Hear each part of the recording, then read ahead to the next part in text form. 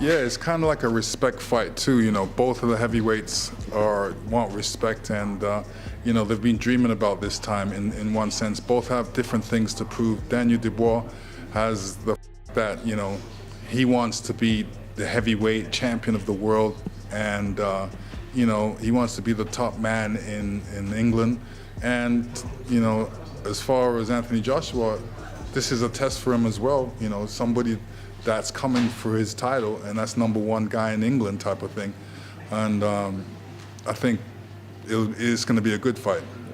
Boxing pros have shared their shocking predictions for the Anthony Joshua versus Daniel Dubois fight. Teddy Atlas thinks that Dubois needs to be a different fighter from the one who defeated Filip Hrgović. Dubois will make his first defense of his recently won IBF championship against the opponent at Wembley Stadium. In June, Dubois endured an early barrage from Filip Hrgović, but gradually dismantled his opponent, securing a commanding stoppage victory. Dubois took several heavy blows, particularly from the right hand, and renowned trainer Atlas warns that a similar strategy could prove disastrous against Joshua. Atlas said, "Joshua's in a good place mentally, and of course technically with Ben Davison. If Dubois expects to take the same punishment and walk through it those first few rounds, it ain't happening. So unless they improve on the technical side to avoid those punches, no, it could be a short night." Dynamite's promoter, Frank Warren, joined Simon, Jordan, and Oliver on Talk Boxing to preview the upcoming showdown, confidently backing his fighter, Dubois, to secure the win. Former European bantamweight champion Spencer Oliver predicted that Joshua would be the first to land a punch,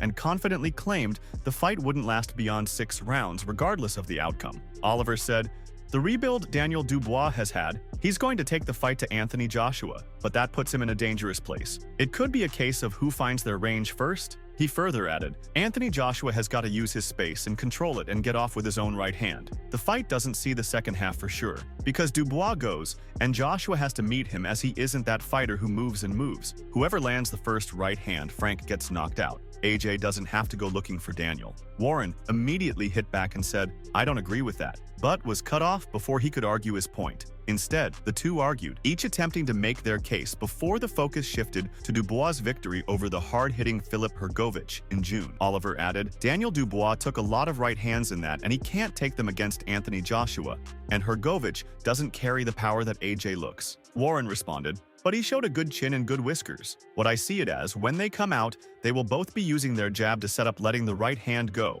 and if the jab and right hand goes, they both become vulnerable, and it's going to be who can take that shot. I don't think it goes beyond 6 either, but I think it is interesting to see what AJ shows up." Warren is betting on Joshua even though he supports Dubois, and says he will anger people. After losing to Alexander Usyk, Dynamite bounced back with victories over Jarrell Miller and Hrgović. However, AJ is in equally remarkable form, delivering thunderous knockouts against Otto Wallin and Francis Ngannou after making the switch to train under Ben Davison. The contest winner is anticipated to pave the way for a potential undisputed showdown with whoever triumphs in Usyk's rematch against Tyson Fury on December 21st. On the other hand, Anthony Fowler has set the record straight on Anthony Joshua and Daniel Dubois' famous sparring session. After turning pro in 2017, rumors quickly spread through boxing circles that an 18-year-old Dubois had either floored or knocked out Joshua during a sparring session. The sparring session occurred in 2016, the same year Joshua claimed the IBF heavyweight title by defeating Charles Martin. At that time, Dubois was still an inexperienced amateur.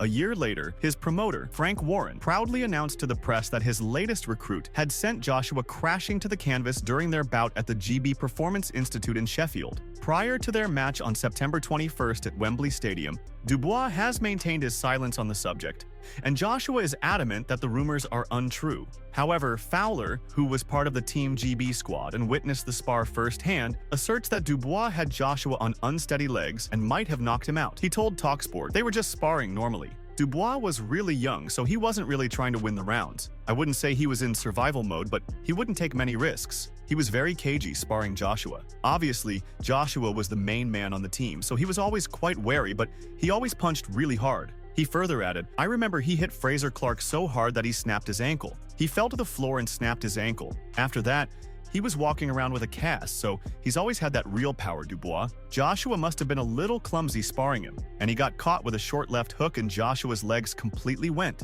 Dubois could have hit him again and put him to sleep, but Dubois had a bit too much respect for him to finish him off. Obviously, everyone stood there like, wow, and Joshua went and jogged around the ring because his legs were like jelly and he was trying to get his legs back. And everyone was going, wait, wait, wait. Joshua wanted to carry on, but Rob McCracken was like, have a little break, get your legs back to normal, and then spar. And then they continued sparring. He didn't knock him out, he didn't hit the floor, but he was really, really hurt. Dubois probably could have hit him again and knocked him out, but he chose not to out of respect. In less than 2 weeks, Joshua and Dubois will finally have the chance to settle their score once and for all. He added, Joshua used to get the better of most of the sparring, but Dubois nearly knocked him out with 18-ounce gloves and headguards. So if he catches him with those 10-ounce gloves, Joshua will be going to sleep. Eddie Hearn has forecasted that the immense pressure of facing Anthony Joshua will overwhelm Daniel Dubois, leading to a scenario where the younger fighter's composure will unravel at Wembley. Additionally, Joshua's promoter thinks that Dubois, who fights 34-year-old AJ, a fighter with a ton of stadium experience, would be affected by the occasion. Hearn told reporters on Monday, Dubois, I think his head will fall off on Saturday, but that could make him more dangerous. I'm not sure he'll be able to execute his specific game plan. I think he could come out like a bull again, which is dangerous and might be his best chance, but he might get bumped. Hearn did bring up Dubois' fight with Usyk in August of last year, which ended in a stoppage loss for the British player in a Polish football stadium. Hearn added, I think you never know until he's got the benefit of the Usyk fight in Wrocław. That was a stadium fight. I know it was much smaller, but the pressure of this week, you could even see it in the head-to-head. But that has no relevance to his chances in the fight, honestly. I just think the only relevance it has is if he can compose himself and do what he's been working on. At Wembley Stadium, a British record crowd of 96,000 is anticipated, as opposed to about 40,000 at Usyk versus Dubois. Hearn continued, I think he'll come out, make mistakes, have a high output, but he won't be able to anticipate walking through that tunnel. I think even Dillian Whyte folded a bit, to be honest with you.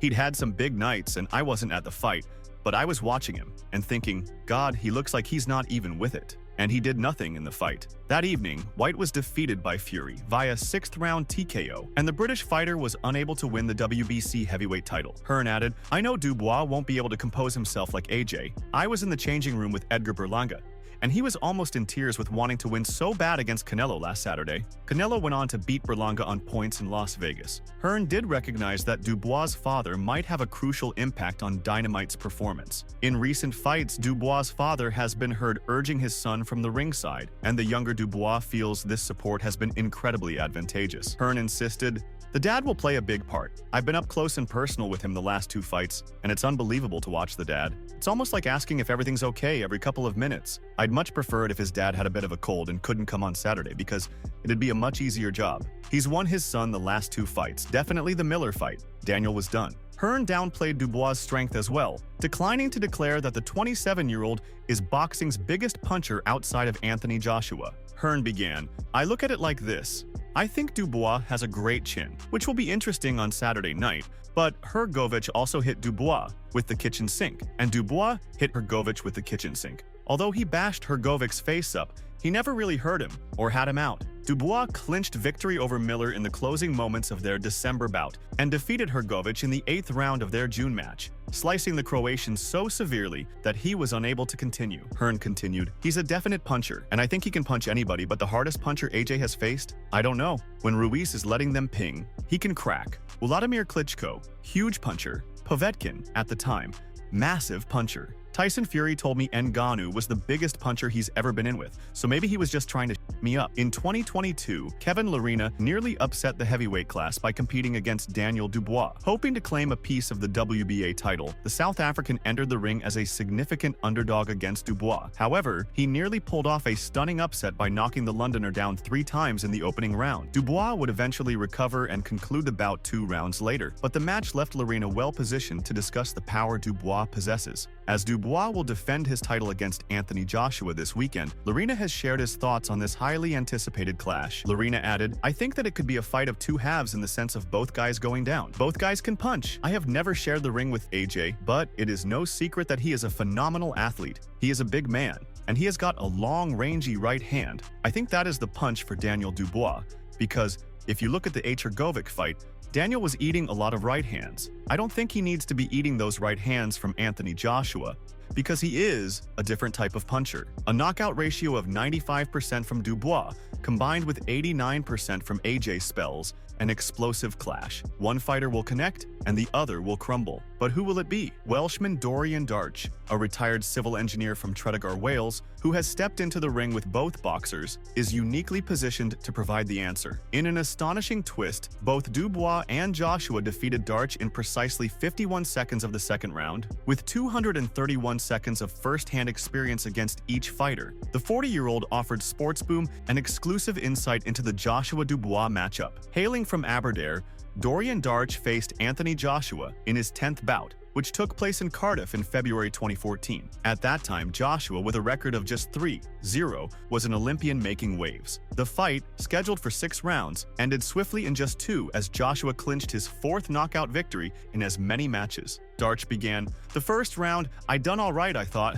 If you watch the fight back, I was making him miss. When he catches you once you stay caught, if you know what I mean. He caught me with a right hand towards the end of the first round, in the final seconds. Then I was like a pinball in the corner till the bell rung." Under the management of former British featherweight champion Steve "Sammy" Sims, Darch entered the ring with a record of 7 wins and 2 losses. By the time he faced AJ, the London 2012 Olympic gold medalist had knocked out all 3 of his previous opponents and was at his heaviest weight for any of his professional fights up to that point. The away fighter started brightly, throwing 2 jabs and a right hand to back AJ up in the opening seconds, slipping a jab in the process. The underdog then proceeded to slip a jab, straight right and left hook, true to his word that he made AJ miss. Darch began with notable ambition but was hit with a powerful straight right at the 1-minute mark, foreshadowing what was to come. Despite slipping several shots and landing a solid 1-2 midway through the round, Darch found himself too close to his opponent with only 12 seconds remaining. His feet were slightly out of position, and AJ seized the opportunity with a trademark straight right to the head that sent Darch staggering backward. Despite the onslaught that followed, Darch managed to throw a couple of right hands in retaliation, demonstrating he wasn't entirely defenseless. Darch continued to fight valiantly in the second stanza, but by then, a mark had already formed under his right eye. Joshua, meanwhile, was in commanding form, delivering a powerful right hand within the first minute and following up with a devastating left hook. Referee Terry O'Connor intervened wisely, stepping in to prevent any further harm. Now, without wasting any time, the Aberdare man gave his exact prediction for the fighter to emerge victorious from the post-summer brawl. He began to explain his reasoning. Dubois, even though he's got tremendously better since he lost to Joyce, he just got caught far too much against Hrgovic, and you can't get caught like that against AJ. It'll just be lights out. So, AJ knockout. In my opinion, I don't think it's going to points. Dorian expanded on his estimation. "I think it's got to be early to middle Joshua knockout, I reckon. Because I don't know if you watched Dubois' last fight to Hrgovic. In all fairness, he took the shots, but you can't take them shots against AJ. He took around 7 to 8 right hands, and you just can't physically take them off AJ. When Dave Allen was rising through the ranks, he sparred in the ring with a lot of the best fighters in the business. Among those boxers were Daniel Dubois and Anthony Joshua. The boxing world is talking about the fight, and Allen, who has fought alongside Dillian White and Luis Ortiz, is the most recent to weigh in. Allen said, "Dubois' jab is one of the hardest single punchers I've ever been hit by. Dubois hits the harder, but Joshua is much faster, more fluid in combination. From personal experience, Dubois was the much heavier puncher, but Joshua was sharper." The 2 British fighters have recently been defeated by Alexander Usyk, but they gained a significant advantage when Usyk vacated the IBF title. This move elevated Dubois to full champion status, adding extra significance to their upcoming clash. Few expect the fight to go the distance, as the 2 fighters boast a combined 45 knockouts and have both been stopped in at least one of their defeats. In a Queensberry Promotions interview, Joe Joyce expressed his excitement for the bout. Joe Joyce mentioned that he thought the fight would be a good one, and that he would try to either attend or watch it to see who the winner would be. He found it to be an exciting matchup, particularly enjoying the build-up with Dubois coming out of his shell and Joshua responding. Joyce expressed enthusiasm about the animosity between the 2, stating it made for exciting stuff, and he looked forward to seeing the outcome.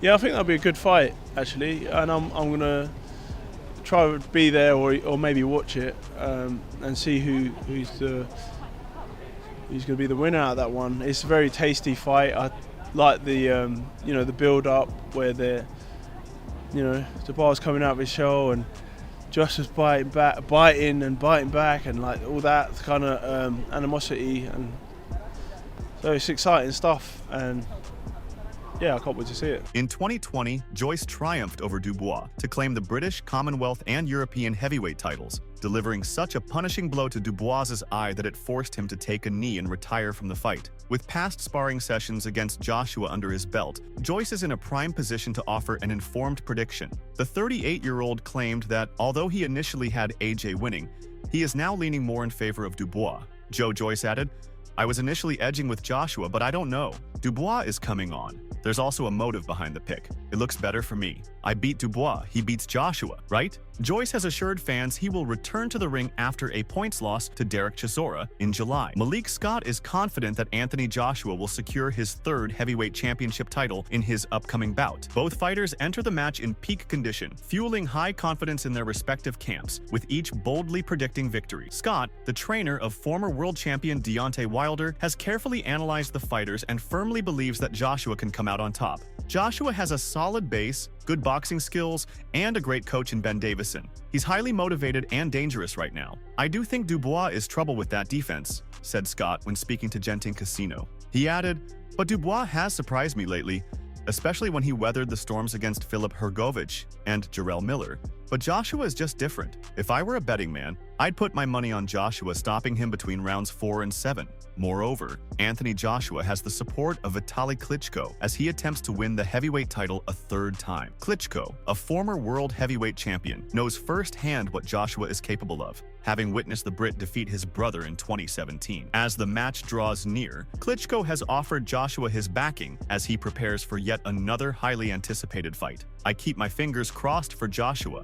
said Klitschko when speaking about the fight with Sky Sports. He added, "Good man, good heart, good sportsman, and has good skills." Joshua has fought his way back to the mandatory challenger position after an emotional breakdown in August 2022, when he tearfully faced his second consecutive defeat to Alexander Usyk. "I've worked hard and been through a lot of pain, and I've worked hard to get better," he told BBC Sport. He added, "Hopefully, those experiences won't happen again because, as you saw that night, I don't like losing." The 2012 Olympic gold medalist has won 4 straight fights, most recently decisively stopping Francis Ngannou. Joshua said, "I think I'm gifted with an ability to fight and compete. In boxing, you're able to read certain tendencies, you're able to read your opponent, so I can always have an eye for that. But there's a supreme level that you can take it to, and it's happened over the past 8 or 10 months. I've really honed in on those skills." Joshua and Dubois squared off during Monday's media day at the sleek old Billingsgate venue in London, with the iconic Tower Bridge looming in the background, marking the start of Fight Week. Joshua, now a seasoned veteran set to headline his 6th UK stadium fight, grew more at ease with his media duties as the day progressed. Following an intense stare-down, Joshua made his way to the crowd, striking poses for photos and even indulging a fan's request for a hug. I'm going to get on the back today.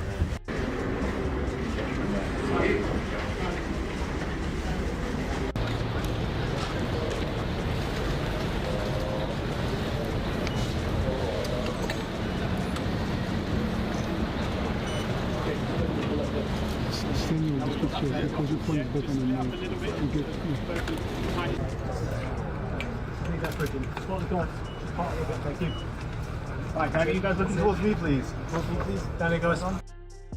Concurrently, a contemplative Dubois seemed little impatient to finish the media etiquette. It was their first encounter since the news conference in June, which had followed a private confrontation earlier that day in which Joshua had threatened to hurl a chair at Dubois. "I was just basically saying, stay in your lane. I don't expect respect from him, but I'm ready to earn my respect from him," Joshua reflected on the confrontation. Joshua stands on the brink of joining heavyweight legends Muhammad Ali, Lennox Lewis, Evander Holyfield, and Vitaly Klitschko as a 3-time world champion. Although the eagerly anticipated matchup with Tyson Fury may potentially be imminent, Joshua isn't going to ignore the tough Dubois. Joshua said, "He is a good fighter, a brilliant fighter." He added, "Everyone speaks highly of him. I think they underestimate me as well. So I will go out there and prove how good I am." Anthony Joshua wanted to ensure Daniel Dubois didn't take an inch in their confrontation at a face-off. At their pre-launch press conference, British powerhouses were kept apart by security during a tense face-off. Joshua rose to his feet as his rival sought to escalate the situation before the opening bell.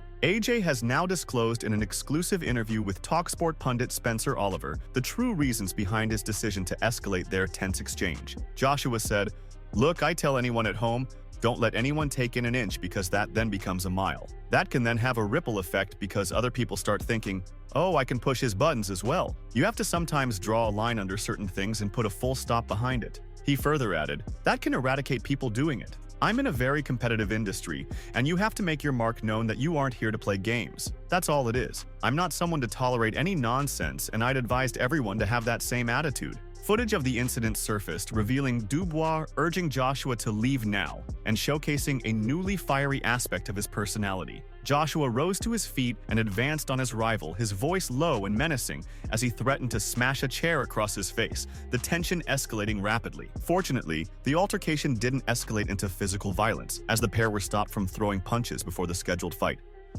Honestly, speaking from the bottom of my heart, aside from belts and aside from it being him, I'm just ready to fight. Both of you have said that as well. Both of you said exactly the same thing. Yeah. It's good. It's good. Take disrespect lightly, Dan. It's good. It's good. However, security officials are likely to worry that the final media engagements before the clash could reignite tensions. Dubois' promoter, Frank Warren, has confirmed this, emphasizing that both teams are on edge at the prospect of tensions escalating into hostility. Warren said, "Fight week. Everybody is on edge. These guys are jumping out of their skin and as fit as they're ever gonna be.